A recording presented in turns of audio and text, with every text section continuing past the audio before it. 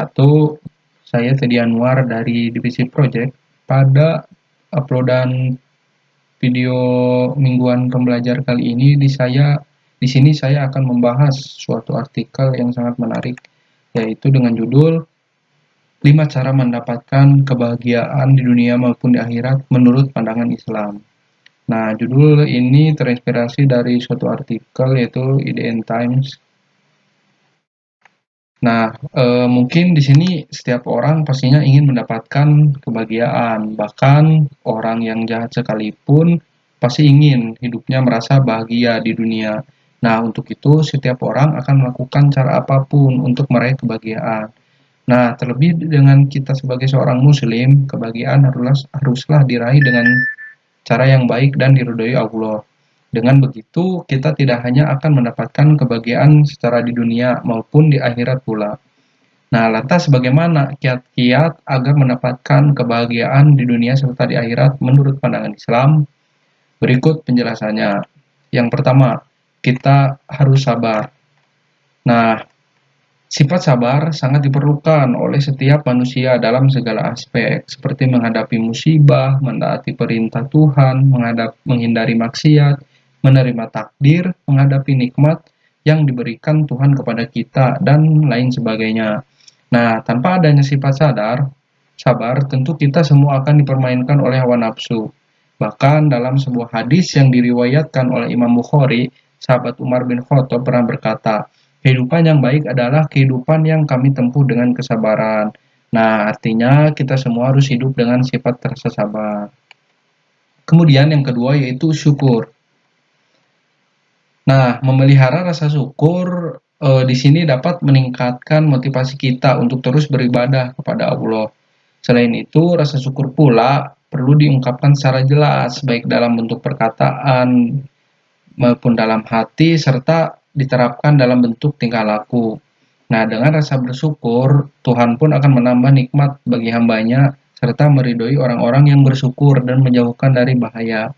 Nah, rasa syukur ini sangat penting terkait dengan apa yang telah terjadi kepada diri kita, baik saat kita mendapat musibah maupun kita mendapat suatu hal yang di luar dugaan kita. Dengan rasa bersyukur, setiap masalah pun apa yang menurut pandang kita menjadi jelek itu bisa menjadi suatu sudut pandang yang berbeda dan kita dapat menerimanya dengan lebih baik. Kemudian yang ketiga, ikhlas. Nah, ikhlas di sini memiliki arti kata bersih, murni ataupun suci. Nah, sebaliknya jika di dalam hati terdapat rasa ingin didengar oleh orang lain, pamer, maupun membanggakan diri, artinya kita belum termasuk golongan orang yang ikhlas. Nah, ikhlas di sini merupakan wujud pengabdian manusia kepada Tuhan, yang mana setiap perbuatan hanya ditujukan untuk mendapatkan ridho Allah Subhanahu wa Ta'ala semata, tanpa mengharapkan pujian dari manusia.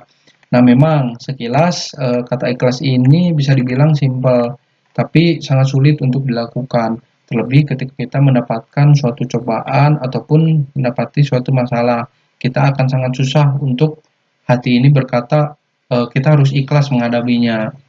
Maka dari itu, kita harus sebisa mungkin untuk menanamkan rasa ikhlas dari hal-hal yang sekecil mungkin, supaya ketika kita mendapatkan suatu hal yang begitu luar biasa cobaannya, kita dapat menerima ikhlas dengan lebih baik.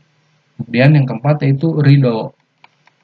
Nah, ridho artinya menerima takdir yang telah ditetapkan Tuhan kepada kita. Nah, wujud ridho ini seorang hamba kepada Tuhan terlihat jelas dari bagaimana sikap hamba tersebut dalam menerima takdir yang telah diberikan. Nah, contoh penerapan sikap ridho yaitu sabar, ikhlas, tidak mengeluh, dan merasa tidak iri ataupun tidak mengeluh terhadap takdir yang diberikan Tuhan kepada kita. Kemudian yang nomor 5 yaitu tawakal. Nah, bertawakal kepada Tuhan memiliki maksud bahwa kita sebagai hambanya hanya menyerahkan segala urusan kepada Allah Subhanahu wa Ta'ala semata. Jadi, ketika kita ditimpa musibah, kita harus segera mengingat dan mengharapkan pertolongan dari Allah Ta'ala. Selain itu pula, kita juga perlu melakukan segala usaha untuk keluar dari masalah tersebut. Tentu saja, usaha itu haruslah diiringi dengan usaha yang halal serta diridhoi Allah Ta'ala. Nah, sebaiknya sebagai sikap tercela seperti mencuri, membunuh, melakukan pekerjaan yang tidak halal merupakan tanda bahwa orang tersebut tidak memiliki sifat ataupun rasa tawakal.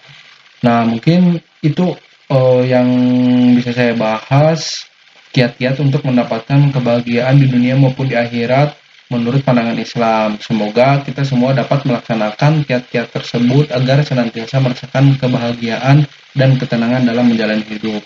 Sekian dari saya, semoga bermanfaat untuk teman-teman semua. Terima kasih. Wassalamualaikum warahmatullahi wabarakatuh.